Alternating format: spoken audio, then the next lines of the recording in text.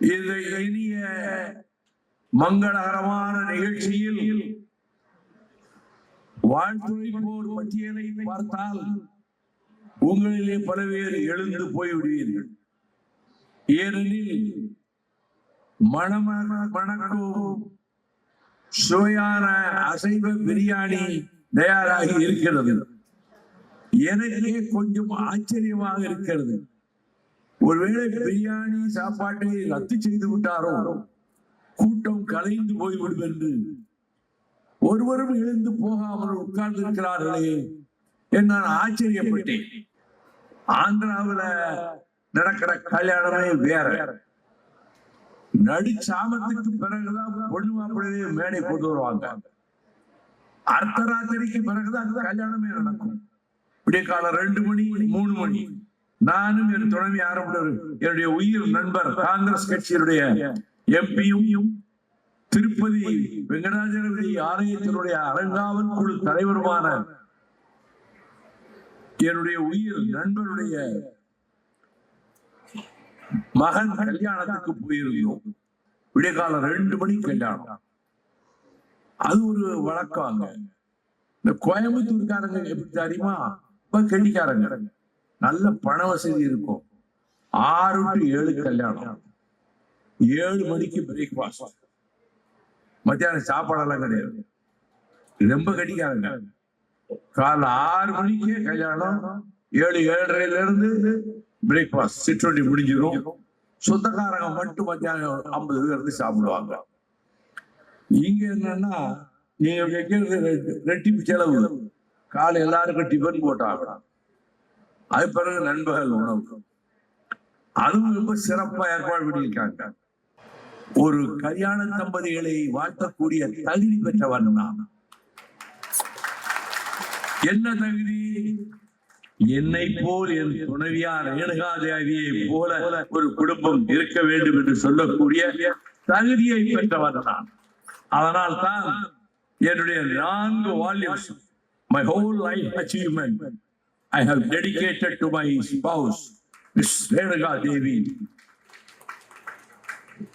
for her extended cooperation and courage during all my trials and tribulations. என் துன்பங்கள் கஷ்டங்கள் எல்லாவற்றையும் தான் தாங்கிக் கொண்டு ஒரு நகையோ புடவையோ கேட்காமல், எப்படி ஒரு இல்லற வாழ்க்கை யாருக்கு அமையாது, அதுபோல உங்கள் வாழ்க்கையில எங்களுக்கு வந்த கஷ்டம் உங்களுக்கு வரக்கூடாது, எனக்கு வந்த கஷ்டம் உங்களுக்கு வரக்கூடாது. ஆனால் மன அளவிலே நீங்கள் ஒருவருக்காக ஒருவர் வாழ்ந்து இருந்தால் இப்படி இருக்கணும்னு சொல்ற அளவுக்கு மாப்பிள்ளையோட அப்பா அம்மா பெருமைப்படணும். பொண்ணோட அப்பா அம்மா என்னடா இன்னொரு ஸ்டேட்ல ஒண்டி கொடுக்குறோம் அப்படி யோசிக்காம வந்து திருமணத்துக்கு ஒத்துக்கிட்டாங்களே, அவங்க சந்தோஷப்படவும் உங்கள் இல்லற வாழ்க்கை மிக நிறைவான இல்லற வாழ்க்கையாக இருக்கட்டும். இந்த இலக்கியங்கள்ல இருந்து பேச ஆரம்பிச்சா நான் பேசிக்கிட்டே இருப்பேன். இந்த ஆடு விடமாட்டான் போல் இருக்கு மைக் கிடைச்சா அப்படின்னு நினைப்பேன். நிறைய கல்யாணங்கள் நான் பார்த்திருக்கேன். இதே மண்டபத்துல, சௌபாக்கியா ஹால்ல, நம்ம விநாயகர் ரமேஷ் மண்டபத்துல வாழ்த்த ஆரம்பிச்சு பாதி நேரத்துல அப்படியே போயிடுவாங்க. 9 மணிக்கு சாப்பாடு இன்னும் மிஸ் ஆயிரும். மணி 12 ஆக போகுது, ஒரு ஆள் எந்திரிக்கல. அது எனக்கு கொடுக்கப்படுகிற மதிப்பு அல்ல, இந்த திருமணத்துக்கு கொடுக்கப்படுகிற மதிப்பு, நம்முடைய ரமேஷுக்கு கொடுக்கப்படுகிற மதிப்பு, ஆந்திராவிலே இருந்து வந்து பெண் கொடுத்திருக்காங்களே அவர்களுக்கு கொடுக்கப்படுகிற மதிப்பு. All our respects and regards reach you. இப்ப யூடியூப்ல பேச்ச பார்த்துட்டு என்கிட்ட பிளைட்ல சொல்றாங்க, 94 நீங்க நடைபெற வந்தீங்க கன்னியாகுமரியில இருந்து, வர்ற இடமெல்லாம் லட்சக்கணக்கான மக்கள் திரண்டார்கள். அதை யூடியூபும் கிடையாது, சோசியல் மீடியாவும் கிடையாது, டிவியும் கிடையாது, எந்த மக்களுக்கும் அந்த கூட்டத்தை கொண்டு போய் சேர்க்க நம்மால் இயலவில்லை. ஆனால் திரண்டு வந்தார்கள், என்னோடு நிலைத்து நிற்கிறார்கள். ஒரே காரணம் தான், இவர் கேபினட் மந்திரி வாங்கி இருக்கலாம்ல, எத்தனை பேருக்கு நல்லது செஞ்சிருக்கலாம்ல, பல பேர் கேட்கிறாங்க. நான் எடுத்த முடிவுதான் 100க்கு 100 சரி.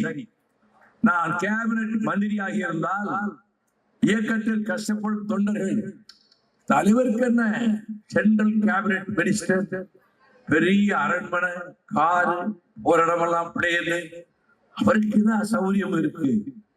நம்ம இங்க இப்படி கஷ்டப்பட வேண்டியிருக்கே காட்டிலையும் மேட்டிலையும். தொண்டர்கள் வருந்துவார்கள் என்பதனால் ஒரு காலம் நான் அமைச்சர் ஆக மாட்டேன் என்று சொன்னேன். அதில் நான் உறுதியாக இருந்திருக்கிறேன். அவர்களும் நம்ம தலைவருக்கே ஒரு பதவியும் இல்லை, நமக்கு கவுன்சிலர் கிடைக்காட்டா என்ன என்று என்னோடு இருக்கிறார்கள். மாவட்ட செயலாளர்களே, இங்கே வருகிற கட்சியுடைய நிர்வாகிகளே, இந்த இயக்கம் பொலிவோடு வளரும். காரணம், ஊழலை அறவே களைந்து எரிய வேண்டும். அதுதான் புற்றுநோய் அரசியலுக்கு. அதை அகற்ற வேண்டும் என்று முடிவெடுத்துக் கொண்டு இன்றைய முதலமைச்சர் என் அருமை சகோதரர் மாண்புமிகு ஜோசப் விஜய் அதில் முயற்சிக்கிறார். லட்சங்கள் கோடிகள் கைமாறிய அதிகாரிகள் இருக்கிறார்கள், நேர்மையான அதிகாரிகள் இருக்கிறார்கள். போன்ற நேர்மையான அதிகாரிகள் இருக்கிறார்கள். மாசம் லட்சக்கணக்கில் கோடிக்கணக்கிலே வீட்டிலே கொட்டு படம் கூட்டியதே அப்படிப்பட்ட அதிகாரிகள் இருக்கிறார்கள். அப்படிப்பட்ட அதிகாரிகள் இந்த அரசாங்கத்தை எப்படியாவது ஸ்தம்பிக்க செய்ய வேண்டும் என்ற முடிவோடு எந்த ஃபைலையும் நகர்றது கிடையாது, எந்த கோப்புகளும் நகர்றது கிடையாது. They want to paralyze the government. இந்த அரசாங்கத்தை ஸ்தம்பிக்க செய்ய வேண்டும் என்று சிலர் நினைக்கிறார்கள். நான் மாண்புமிகு முதல்வரிடம் சொன்னேன், அப்படிப்பட்டவர்களை கண்டறிந்து முக்கிய இலாக்காக்கள் இருந்தவர்களை விடுவியுங்கள். புதிதாக வந்த IAS ஆபீசர்ஸ்ல யார் ஹானஸ்டா இருப்பான அனலைஸ் பண்ணி அவங்களுக்கு பொறுப்பு கொடுங்க என்று நான் அவரிடத்திலே என்னுடைய கருத்தாக சொன்னேன். இந்த பகுதி அரசியல் விழிப்புணர்வு பெற்ற பகுதி கோவில்பட்டி. ஒரு காலத்தில் கம்யூனிஸ்டுடைய கோட்டை, திராவிட இயக்கத்தை வளர்த்த கோட்டை. இந்த நிகழ்ச்சிக்கு வந்திருக்கக்கூடிய சகோதரர்கள், நான் வள்ளுவர் கோட்டத்திலே உங்களை எதிர்பார்க்கிறேன் என்பதையும் சொல்லி, மணமக்கள் நீங்கள் தொடக்கத்தில் கூறியது போல நீடூழி வாழ வேண்டும். எல்லா செல்வங்களும் பெற்று, மக்கள் செல்வத்தையும் பெற்று, பொருளாதாரத்திலும் நீங்கள் உயர்ந்து நீங்கள் மற்றவர்களுக்கு எடுத்துக்காட்டான தம்பதிகளாக வாழ வேண்டும் என்று கூறி என்னுடைய வாழ்த்துறையை முடிக்கும் போது, சாப்பாடு ஒண்ணும் காலியாகல, விசாரிச்சுட்டேன். நிறைய பேர் சாப்பிடுறதுக்கு இருக்கு, பொறுமையா போய் நல்லா சாப்பிடுங்க. அருமையான விருந்து ஏற்பாடு பண்ணியிருக்காங்க. நம்ம பழையபடி மீண்டும் ஒரு முறை I extend my hearty welcome and thanks to the family members and relatives of bride Rishida. Thank you.